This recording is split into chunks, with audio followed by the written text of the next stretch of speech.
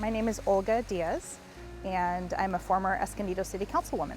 I am the daughter of immigrants from Mexico who came to this country for opportunity, and I was born in Salinas, California. When you're first born in a family of immigrants, there are a lot of transitional experiences, not only for your parents who have a culture from another country, but also as the first generation person trying to figure out how to straddle two worlds, right? So I think that experience defined a lot of my willingness to kind of think through how things are, why things are the way they are, and how to explain to my parents why I needed to do or wanted to do something that was not part of their culture or their understanding, right? So I always had to be my own best advocate. So I became sort of the administrative lead of the family because I could and I had to. And so there were a lot of spaces that seemed to me like I needed to understand how they worked so that I could be a really good advocate for my parents or a neighbor or somebody who needed me as a translator or a thought partner to figure things out. So I think that's the foundation of why I am how I am today. Like I had to grow up fast to be able to do that for my parents. I've had a lot of role models in my life.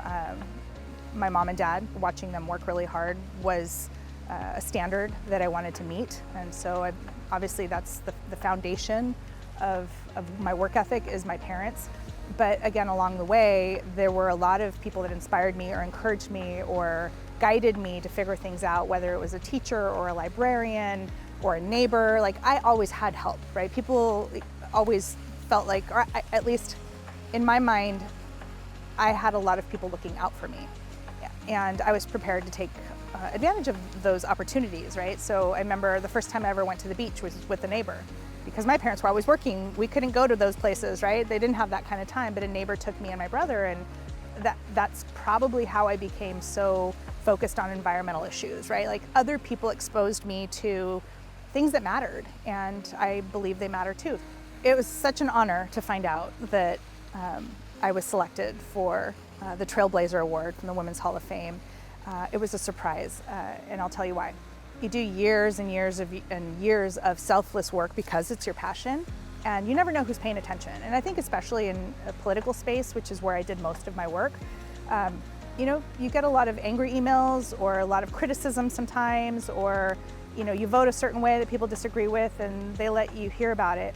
It's much more rare to hear positive feedback or even the words thank you. Very, very rare in politics, right? To be publicly recognized for the body of work that you did and the sacrifices you made is such an honor.